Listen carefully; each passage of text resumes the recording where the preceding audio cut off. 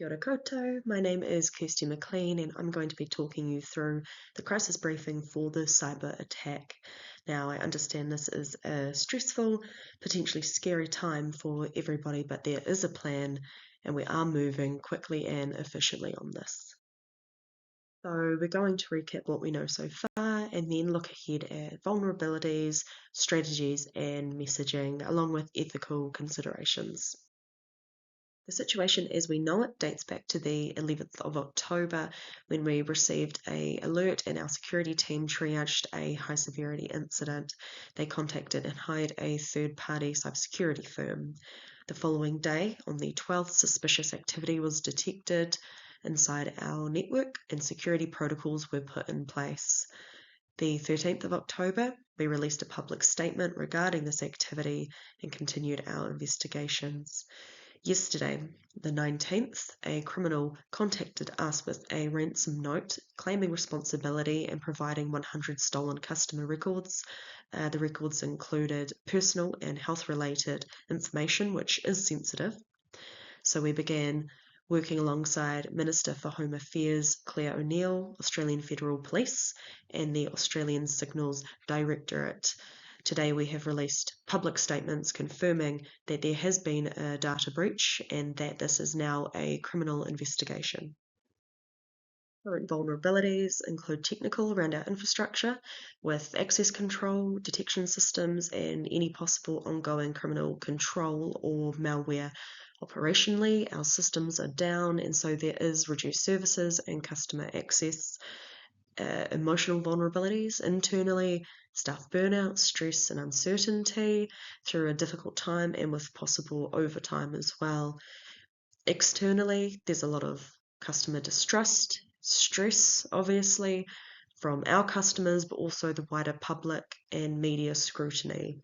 Financially, immediate costs are external hireage and overtime of staff. The long term is still unknown, but it includes possible lawsuits, brand damage, and customer and staff retention. Hope at Medibank is largely positive. Highlights include flexibility, positive team spirit and environment, and our CEO, David Kosar, has a 86% staff approval rating on Glassdoor, which indicates a high level of trust and cooperation, which is particularly useful for the crisis response ahead. Issues are around pay and compensation, which is under market value and is leaving staff feeling undervalued and overworked. There's inconsistent training across teams, and there's also reports of bullying and micromanagement across management. Unfortunately, bullying is the term used, and management need to act professionally, fairly, and ensure that employees receive consistent training and professional development. The telecommunications company Optus here in Australia experienced a similar breach last month. They had 10 million customers affected. Customers were outraged, switching providers. Class action lawsuits are being considered, and government investigation is underway into compliance. Potentially there are fines, if taken to court, of up to $2.2 million per privacy violation. So we really need to use this as an example of what to do and what not to do in terms of an adequate response. Now, situational crisis communication theory suggests that in response to preventable crises, there should be a strong crisis responsibility, and both of our key strategies focus upon this. Strategy 1 is transparency and accountability. Information must be accurate, timely, and our public interactions must be honest and cooperable.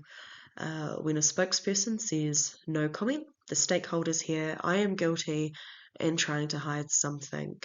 We are not waiting for the media or speculation to fill the gaps. Medibank and the organisations that we're working with provide the answers, no one else. This response is appropriate in following situational crisis communication theory as we are ensuring victims and potential victims receive instructing information that demonstrates empathy and provides corrective action. Our second strategy is just as important. Our communication must focus on those most affected, and that's our customers. So our strategy is victim-centered messaging and support. People are scared, angry, they're vulnerable, and the only information they have is what we give them. Emotions seem to run wilder when ignored by the organization.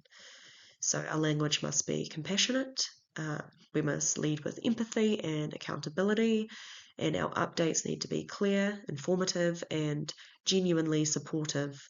Our frontline team must be trained, ready, and prepared. And amongst all of this, the understanding that we will learn, grow, and this will not happen again. So, this aligns with Benoit's image repair theory, particularly the strategies of corrective action and mortification. So, we apologize, move to solve the problem, and prevent future occurrences.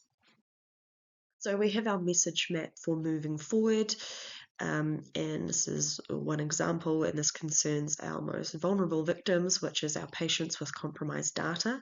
So a common question is my personal information safe and secure?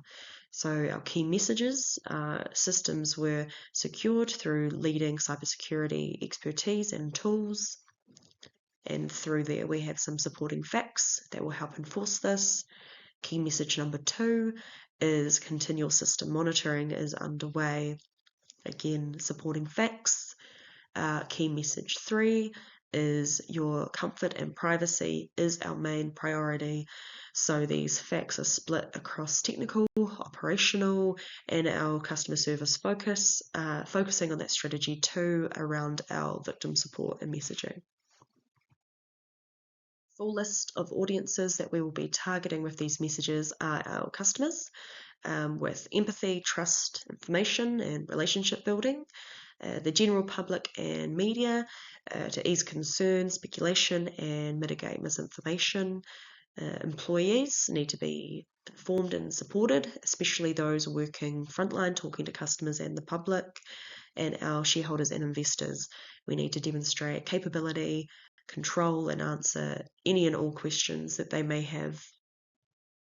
All communications must be synchronized and aligned across traditional and social media. So, traditional media, such as TV, radio, and newspaper, remains highly influential and is a opportunity to provide fully fledged messaging.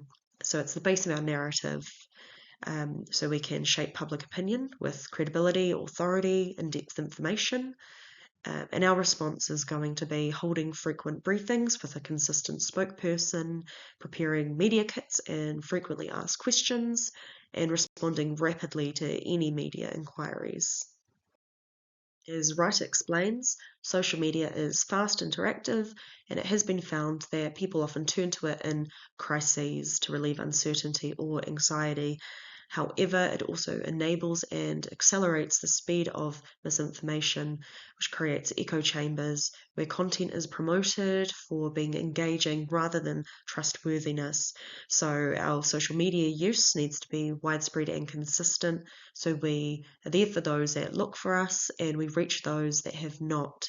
So, we're going to be pinning official updates across platforms, monitoring sentiment and misinformation, responding rapidly and authentically, and coordinating messaging.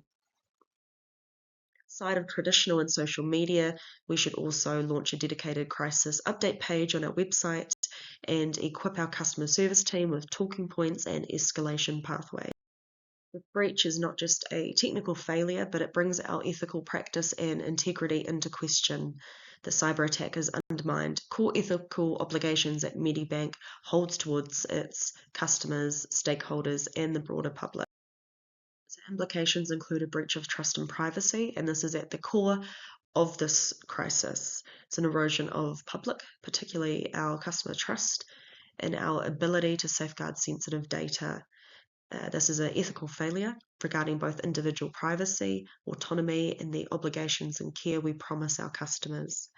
Negligence and organisational accountability due to the weak systems and oversight that have enabled the breach.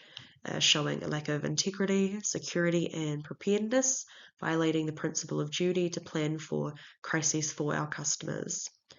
And finally, honesty and truth. Perceived delays in information when reporting on the breach raise concerns around honesty, truthfulness, and accountability. Ethically, we had and have a duty to inform stakeholders in a timely and transparent manner with fact-based communication. All future crisis communication plans must account for the aforementioned ethical implications. This is an opportunity, if not an obligation, to learn and scale any future responses accordingly. A virtue-based framework is easily applicable, understandable, and communicated and understood by our stakeholders, which will in turn grow and demonstrate transparency. So the principles that will guide us are honesty. We are accurate, truthful, in advancing the interests of those we represent and in communicating with the public. Loyalty. We are faithful to those we represent while honouring our obligations to serve the public interest, and also we safeguard the confidences of former or present employers and clients. Independence. We are accountable for our actions. And finally, expertise. We acquire and responsibly use specialised knowledge and experience. This is not the first high-profile breach Australia has seen. We've watched the public response to the Optus attack. The lesson is clear. Slow, vague, or defensive communication destroys trust, and we won't make that mistake. We're responding, we're taking accountability, and most importantly, we're putting people first. Thank you.